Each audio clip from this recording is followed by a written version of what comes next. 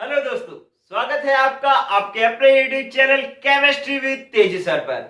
तो दोस्तों 11th class के लेसन परमाणु संरचना का आज 20वां एपिसोड है और इस एपिसोड में हम पढ़ने जा रहे हैं पाउली का अपवर्जन सिद्धांत।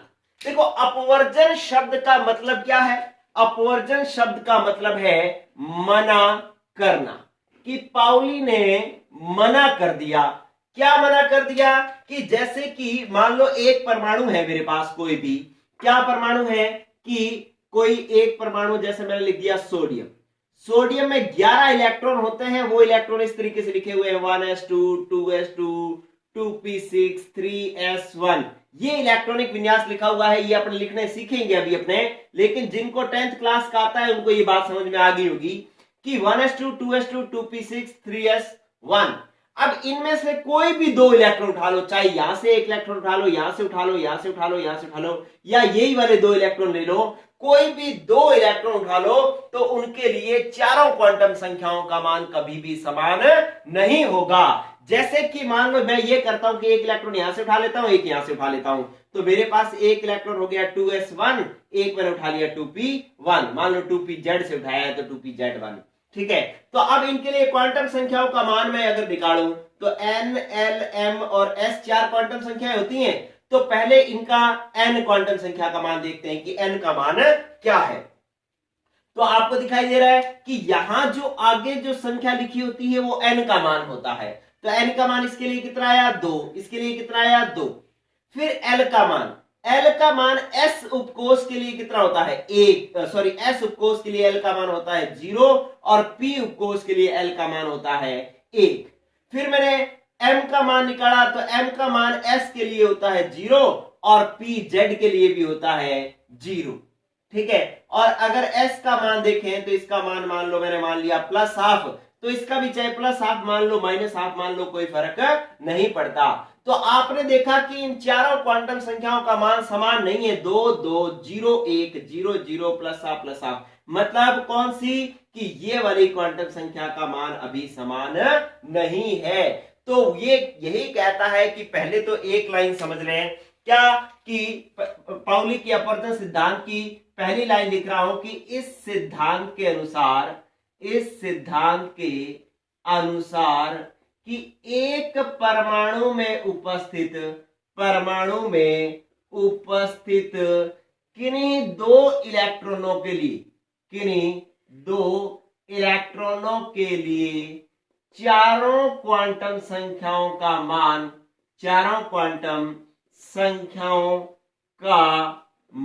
जो है वो समान नहीं हो सकता। चारों क्वांटम संख्याओं का मान समान नहीं हो सकता। ठीक है, तो ये एक बात हो गई। अब आपको कि सर आपने तो हमें उल्लू बनाया है, एक इलेक्ट्रॉन यहां से उठाया, एक इलेक्ट्रॉन यहां से उठाया। अगर दोनों इलेक्ट्रॉन यहीं से उठा लेते तो क्या पता समान हो जाते। जैसे मैं अगर लिख दूं कि 2pz में दो इलेक्ट्रॉन है, एक कक्षक में 2pz में दो इलेक्ट्रॉन है, वो दो इलेक्ट्रॉन मैंने ऐसे बढ़ा दिए, एक इलेक्ट्रॉन ये पड़ा एक ये पड़ा, मैंने मान लो 2pz और ये कक्षक बना लिया और इसके अंदर दो इलेक्ट्रॉन पड़े हैं, एक ये पड़ा और एक ये पड़ा। तो अब इन दोनों इलेक्ट्रॉनों के लिए मैं नाम दे देता हूं। इसका नाम मैं रख देता हूं a और इस इलेक्ट्रॉन का नाम रख देता हूं मैं b। तो इसका मतलब दो इलेक्ट्रॉन हो गए आपके पास, एक a इलेक्ट्रॉन और एक b इलेक्ट्रॉन। अब इसके लिए चारों क्वांटम संख्याओं का मान अपने देखते हैं। चार क्वांटम संख्याएं कौन सी है भाई? n, l, m और s। ठीक है, तो मान निकालेंगे तो n का मान क्या आएगा? n का मान जो आगे यहां पर लिखा होता है वो ये होगा। दोनों इलेक्ट्रॉनों के लिए 2 2 आ रहा है तो 2 ही n का मान इसके लिए होगा। a इलेक्ट्रॉन के लिए 2 ही मान होगा, b इलेक्ट्रॉन के लिए किसका? n का मान। अब l का मान p उपकोष है तो इसके लिए भी 1 और इसके लिए भी 1। और pz है, pz के लिए आपको पता है कि pz होता है तो अपने को m का मान 0 मानना होता है, तो इसका भी 0 और इसका भी 0। और फिर आपके पास आ गया s का मान तो एक देखो दक्षिणावर्त घूर्णन चक्रण कर रहा है और एक वामावर्त चक्रण कर रहा है, मतलब दोनों एक दूसरे के विपरीत चक्रण कर रहे हैं। तो एक के लिए आपको +½ मान मानना पड़ेगा और दूसरे के लिए क्या मानना पड़ेगा?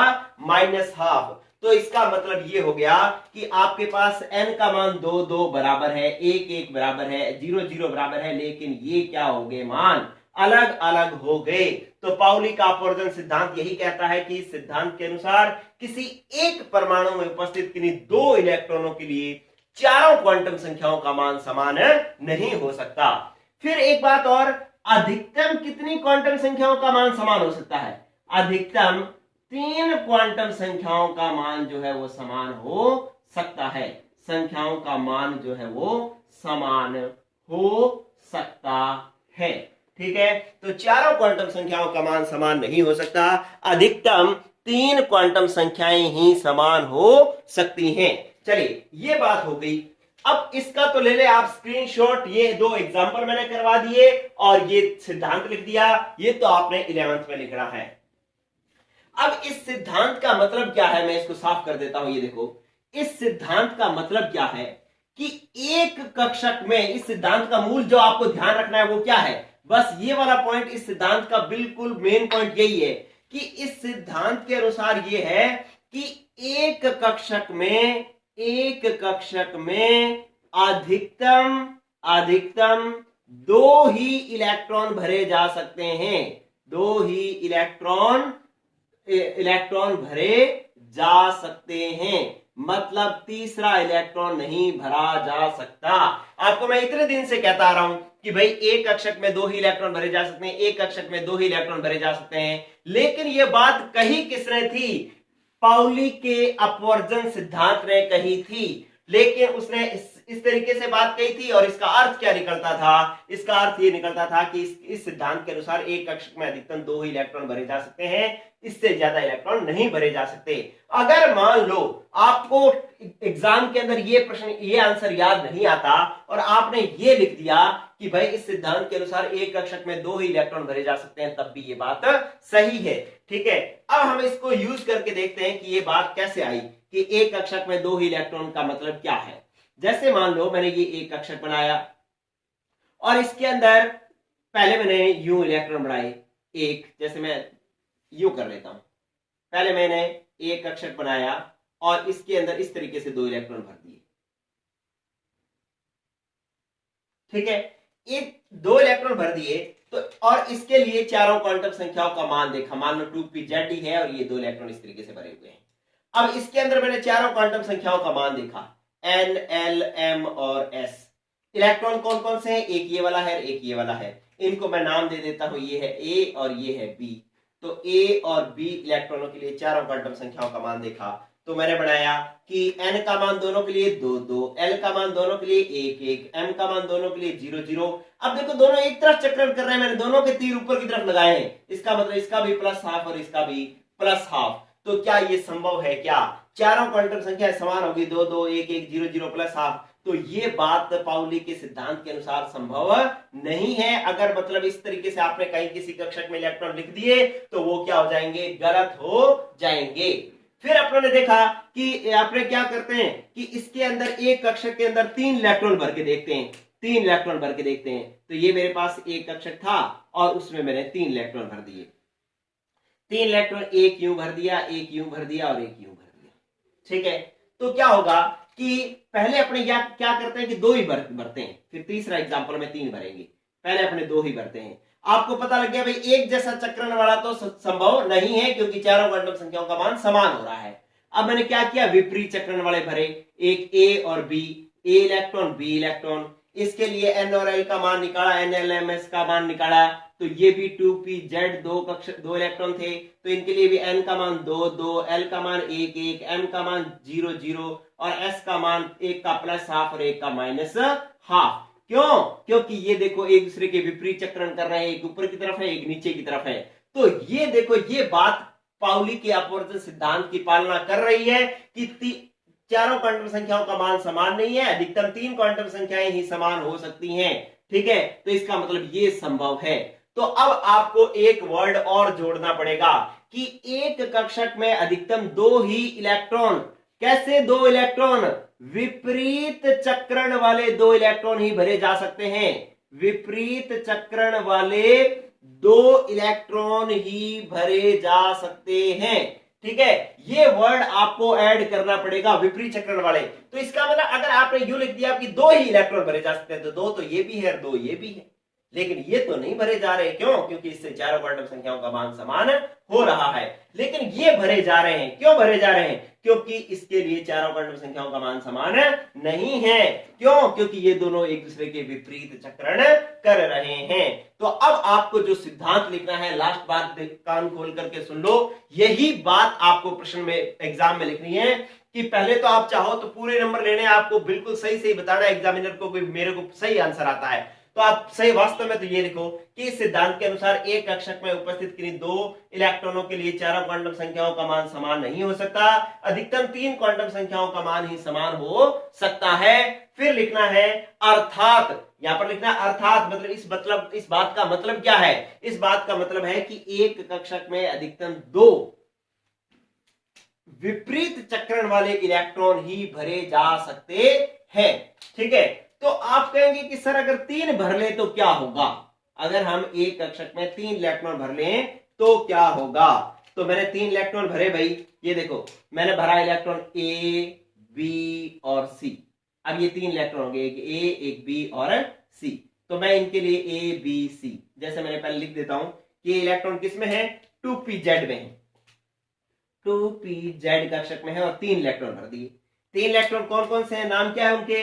नाम है मेरे पास ए, बी और सी। अब इनके लिए चारों क्वांटम संख्याओं का मान देखो। n का मान क्या होगा? 2 2 2। l का मान 1 1 1, क्योंकि p के लिए l का मान 1 होता है। m का मान pz के लिए 0 0 0। s का मान, अब a के लिए मैंने मान लिया +½ तो b क्या हो गया? -½ c क्या हो गया? फिर या तो +½ वाला होगा या -½ वाला होगा, एक जैसा ही होगा, तो मैंने इसको मान लिया +½ तो अब देखो a और c, इनकी चारों क्वांटम संख्याओं का मान समान आ रहा है। इसका मतलब तीसरा इलेक्ट्रॉन आते ही क्वांटम संख्याओं का मान, चारों क्वांटम संख्याओं का मान समान हो जाएगा, जबकि ऐसा नहीं हो सकता क्योंकि पाउली ने इस बात के लिए मना कर रखा है। ठीक है, तो जैसे ही तीसरा इलेक्ट्रॉन भरोगे तो इसका चारों क्वांटम संख्याओं का मान या तो a के समान हो जाएगा या b के समान। जैसे मान लो अगर मैं इसको -½ कर लेता तो ये किसके समान हो जाता? b के समान हो जाता। तो इन दोनों में से फिर हम 1 रख सकते थे। एक समान क्वांटम संख्याओं वाले 2 इलेक्ट्रॉन नहीं रख सकते। तो इसलिए आपसे अगर पूछा जाए कि एक कक्षक में 3 इलेक्ट्रॉन क्यों नहीं भरे जा सकते, तो आप कहोगे कि एक कक्षक में अगर 3 इलेक्ट्रॉन भरे जाएंगे तो उनके किन्हीं 2 इलेक्ट्रॉनों के लिए चारों क्वांटम संख्याओं का मान समान हो जाएगा, इसलिए जो कि पाउली के अपवर्जन सिद्धांत के अनुसार सही नहीं है। इसलिए जो है 2 ही इलेक्ट्रॉन भरे जा सकते हैं, तीसरा इलेक्ट्रॉन नहीं भरा जा सकता। अगर मैं इस इलेक्ट्रॉन को ना भरूं तो अब ये 2 तो सही है। देखो 2 2 1 1 0 0 +½ -½ देखो चारों क्वांटम संख्याओं का मान समान नहीं है, एक कक्षक है तो ये संभव है। ठीक है, तो इस प्रकार से पाउली का अपवर्जन सिद्धांत हुआ कंप्लीट। ठीक है दोस्तों, कल अपने पढ़ेंगे हुंड का अधिकतम बहुलता का नियम, फिर n+l नियम और फिर लेसन हो जाएगा खत्म। ठीक है, तो पढ़ते रहो दोस्तों। बाय, आज के लिए इतना ही।